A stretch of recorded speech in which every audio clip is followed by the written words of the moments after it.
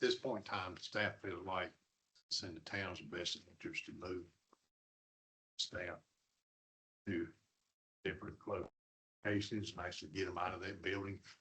I didn't want to come in and say, well, we're gonna move them, but we don't have the option. So the last 36 hours, we've been talking with FEMA, we've been talking to several different businesses around town. I'm gonna let Chief 1 and Chief 2 update you on what they have been working on. I mean, I got brag on these two and Matt also, but they've worked just about non-stop since Monday, and talking with FEMA, state agencies and different jurisdictions and different businesses around town. So I think we have some decent options. We are still looking at options. I think, no stone is being unturned. I think some of y'all may be working on some, potential options too. So we're open, for suggestions or anything. I'm not sure how long we'll be out of the building, until we get the boards done and some additional information. But can the building be fixed? Is it worth fixing and all that? But I'll let them sort of update you on what they've done over the last, 36 hours on this project. All right. Well, good evening.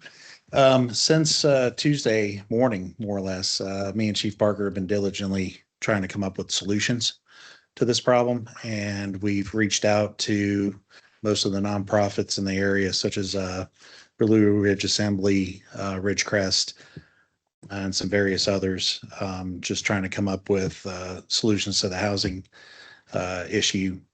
It was Wednesday when we had conversation with FEMA on trying to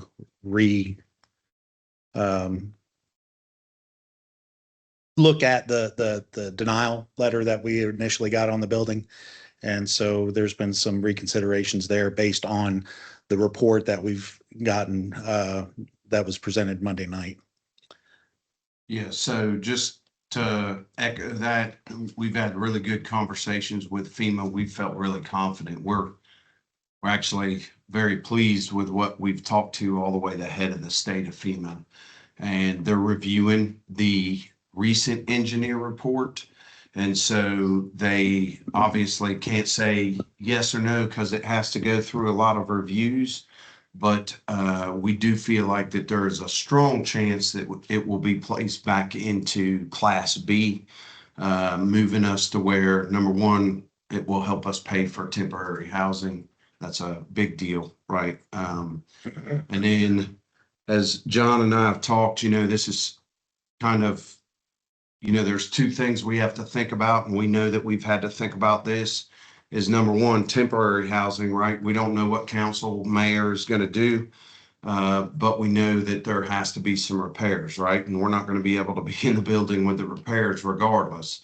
So we have to think about whatever you end up deciding, what is a 2 or 3 month stay? And then what if we have a longer term 2-year, 2.5 year stay? We're not sure what it's going to take. We're not sure. We're not involved in that part of it.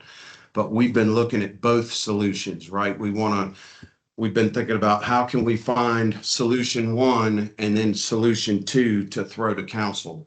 So again, we've met with Ridgecrest, we met with Blue Ridge Assembly, we met with a commercial broker, a real estate broker, Jason Burke, with a property that he had on US 70, reached out to Buncombe County School District to ask if they had any property.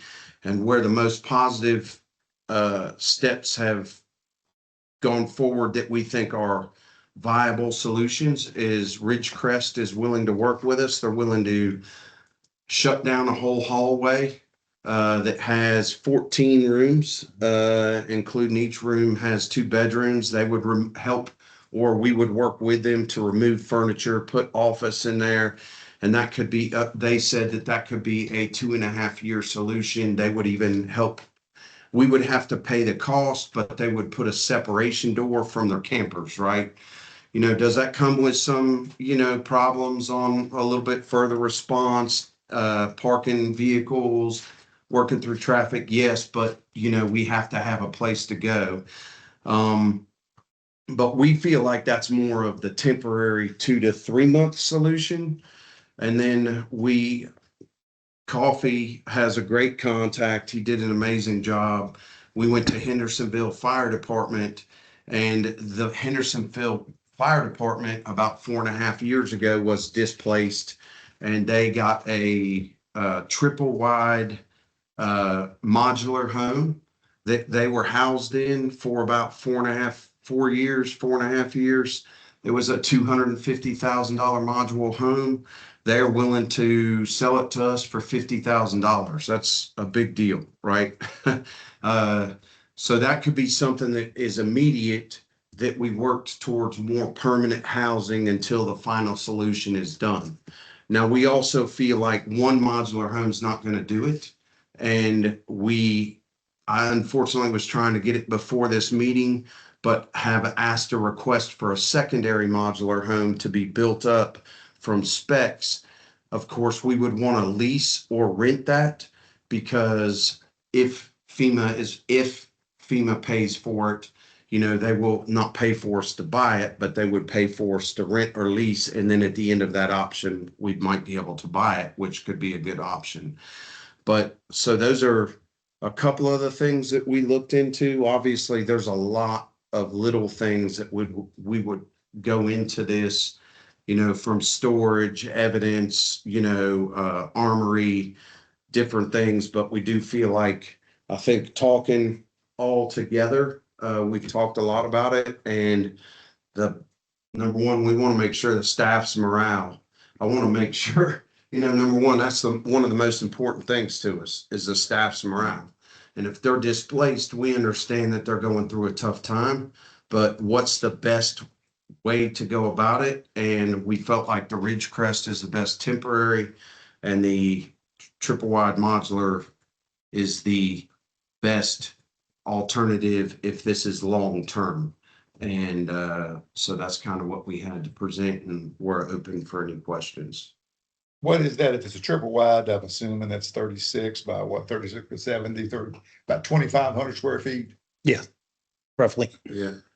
It had, I want to say it had 8 offices in it, or 9. Yeah. And again, they were housed in there for sleeping quarters as well. So, it works. It was designed to be a fire station. So that could be, there's a possibility of that being over there by the Blue Ridge fire station, because we have land over there. So we got to be careful, because for us, we as strategic location, we have to be able to meet our state required guidelines for response. So one of the ideas was having it, one of the site areas was trying to get it as close as possible to the existing Station 1 now. That way the trucks are also secured. They're still in the good part of the station that's not compromised, because we need to keep the trucks from the elements. Like right now, it's a little bit of a logistical issue with the weather that's coming. I can't have a truck outside in freezing temperatures, or it'll damage and ruin the pump. So I'm gonna have to come up with a temporary solution until the weather gets warmer again. And So, you go. so we can fill in some of those gaps. We've talked about locations as well. I did leave this out, not on purpose. I just forgot.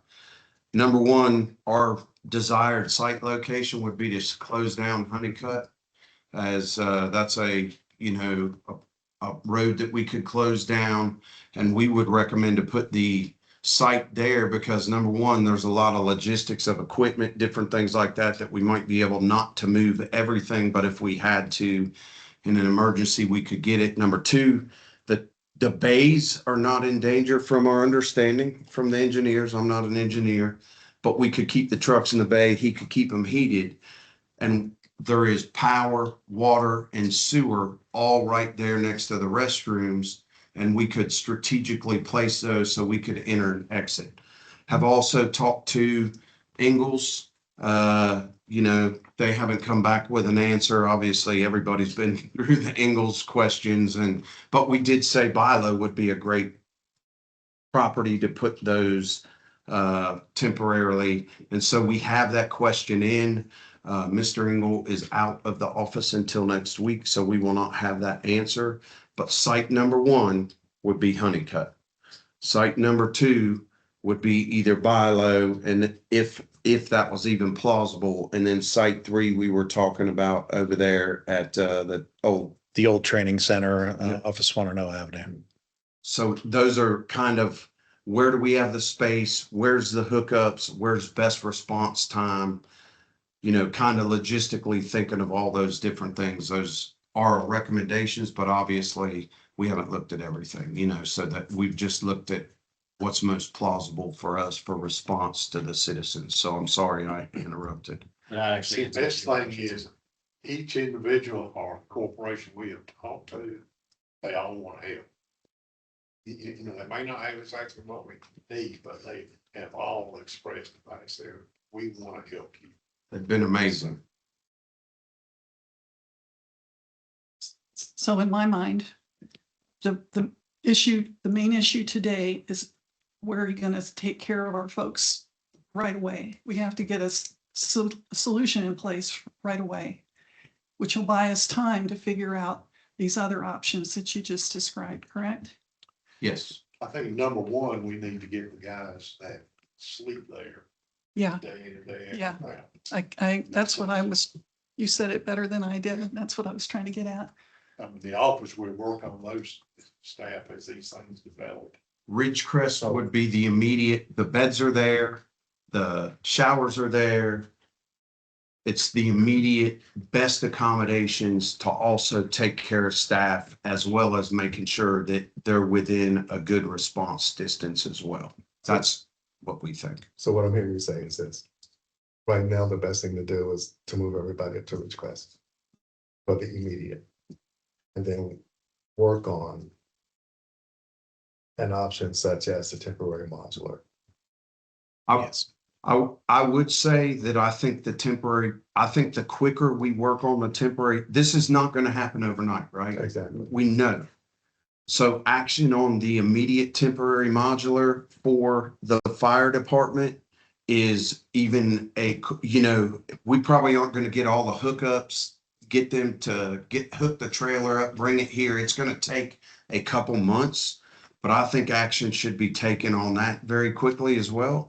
Because I'm going to be honest with you, $250,000 only 5 years ago for $50,000 is a pretty good deal. You're not going to find that, and it meets a lot of needs. So, And it would also go ahead and meet your future plans and the fact of having a satellite office for police, which would be perfect out at Blue Ridge or somewhere else. That this would be a good police satellite office, just like we got our fire facility out at Mhm. Rock. So there's things you can do with it. Obviously, there's things that can be done with it. We didn't want to move forward without your blessing, but I think it's time. it's, Time Yeah. that we take action. Do we know, Richard, do you know,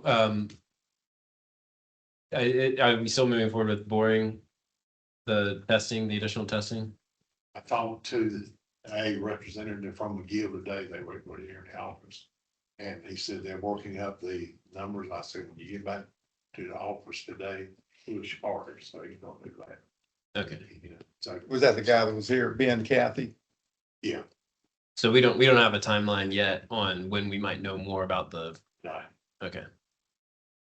And so to be clear on this, this is the main building where you are located, where you're located. But as far as all the bays go, even though there may be a crack in the bays are fine and they're excluded from this yes. evacuation. From our understanding. From the engineer's perspective, yes.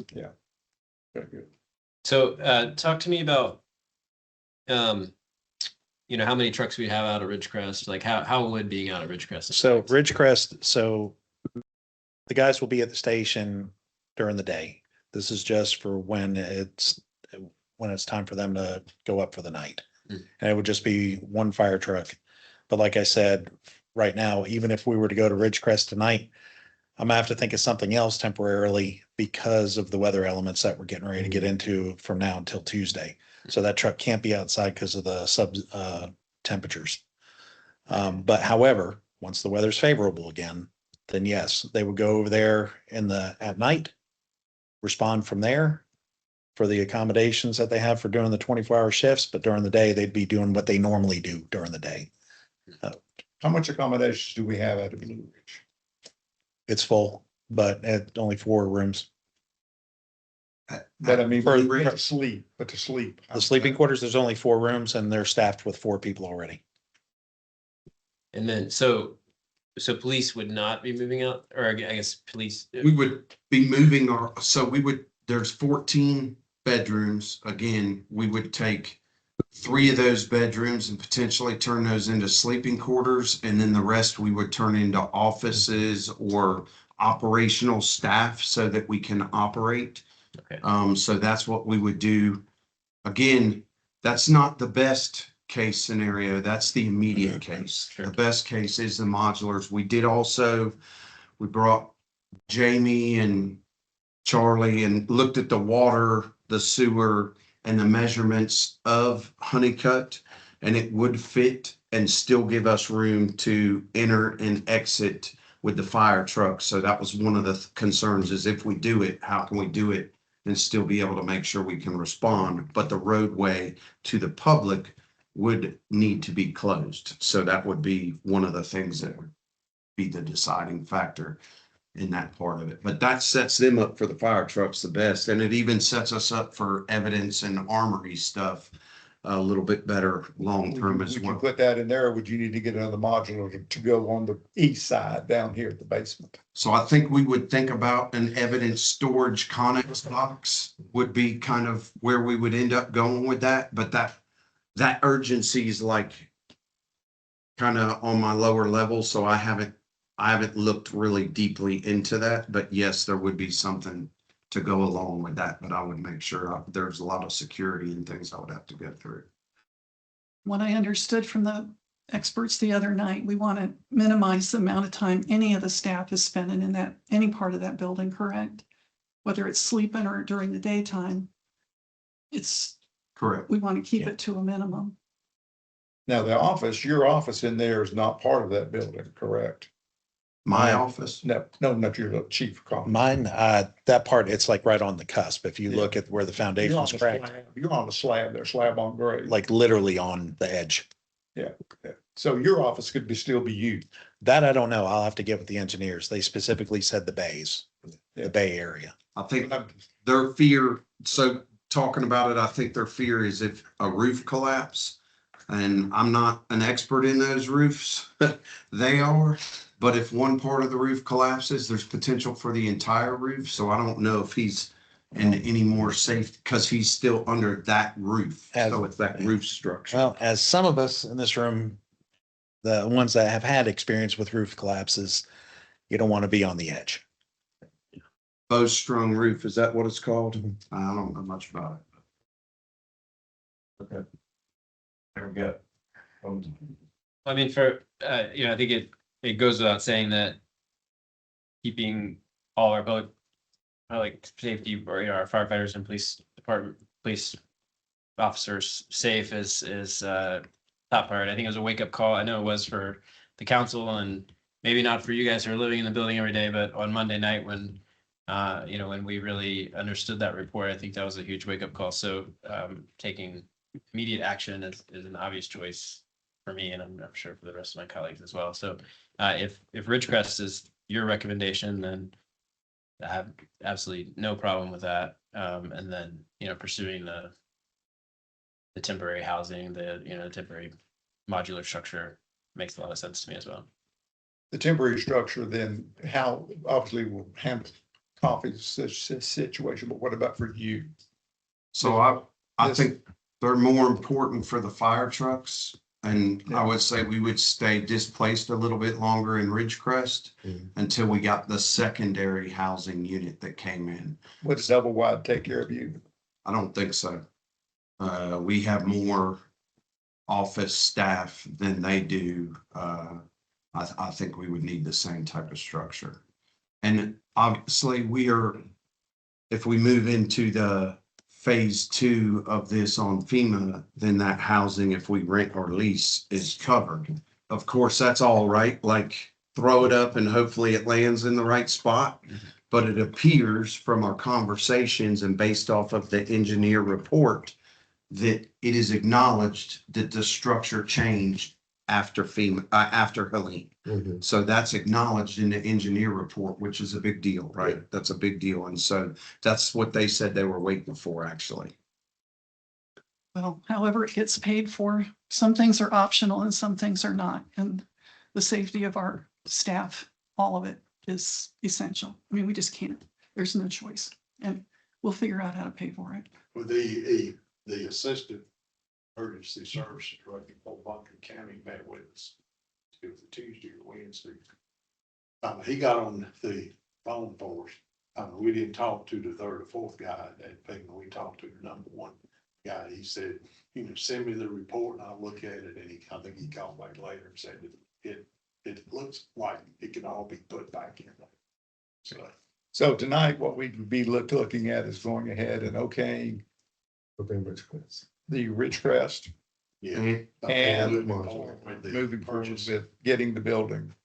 I think we need to be looking at purchasing this building.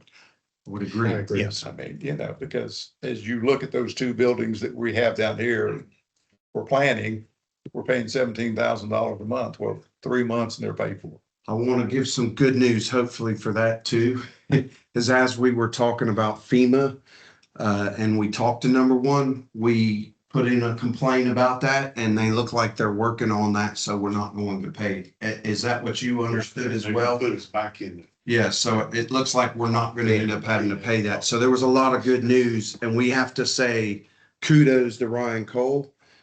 He got in the car with us and trounced around all day to assist us and we really appreciated it because it was kind of like, this is a lot of stress on us to make sure we're making the right moves for them back there, not for us. And Tell me that's- again who Ryan Cole is.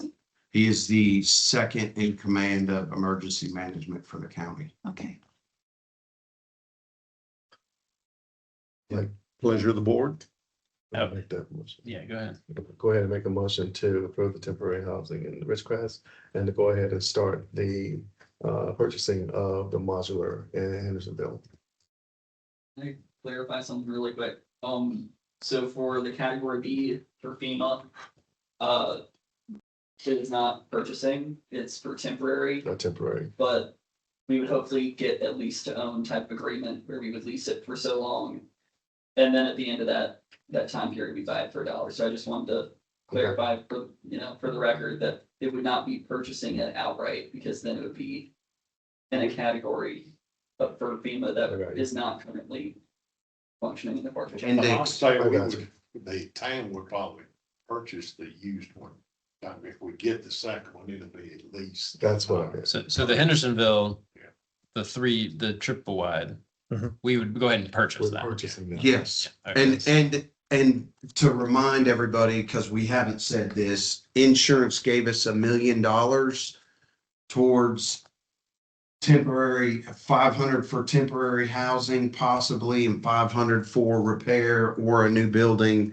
So that purchase of the $50,000 could be used from that insurance funds and not have anything to do with the FEMA part of it, Yeah. just for clarification. I was speaking of the modular in It would be Hendersonville. right. Yeah. Yes, sir. Do we need to go ahead and allocate any funds to retrofit the Ridgecrest facility to pay for a door or? I would say that could come from our 500,000 that is for We'll figure temporary that out and housing. bring something. Yeah. Yep. Okay. Yep. But you don't need anything from us today to. I think that those funds are there unless you want to temporarily allocate, but we don't know what those funds are going to be. So. If it's moving it, send it up to, But you're looking roughly, I mean, I'm in the trailer business, you're looking $6,000-7,000 a unit. So if you got a triple unit, there's $20,000. Yes, sir. Now, we're gonna go ahead and have to, which I have no problem with, if we have to go in there and cut up the asphalt. But would Jamie have to go in there and do that to secure water and sewer into that? Where they would want to put it, where it will work, would be very minimal impact on anything because we coming right off the back of the restroom. Yeah. And everything is right. Okay, there, so they all won't be cutting much of the road at all. It's easy. But I'm just saying, I have no problem. I don't think the council would have any problem with cutting up that road and then we fix it later. That's down the road. We did talk about doing some roadway repair, which is very minimal and temporary at the fire department on the upper end for exiting and entering, moving rock, but that's so.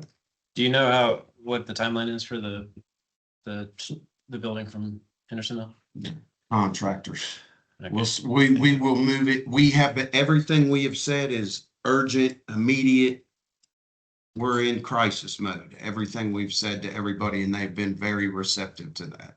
So with us approving this, do we need to go ahead and also approve the closure of Honeycutt? Probably, I think, once I would say that the way we would approve that is the closure of Honeycutt based upon when the construction starts. Okay. And then we will put out a big social media campaign to make sure that we're letting the public know. You got The that? Hendersonville manager is a good friend of mine, so we kind of want those Okay. changed too, so. Well, just thank you both for all your work over the last couple of Absolutely. days and everyone for their patience with us through this process. Any more discussion? Looking, if you got better options or if something comes up, that would work better on me. We're not counting anything out at this moment. Any more discussion? If not, all in favor? Aye. Okay, passes. Thank you, gentlemen. We got some work to do. Meeting adjourned. Y'all, come on, put the short hand.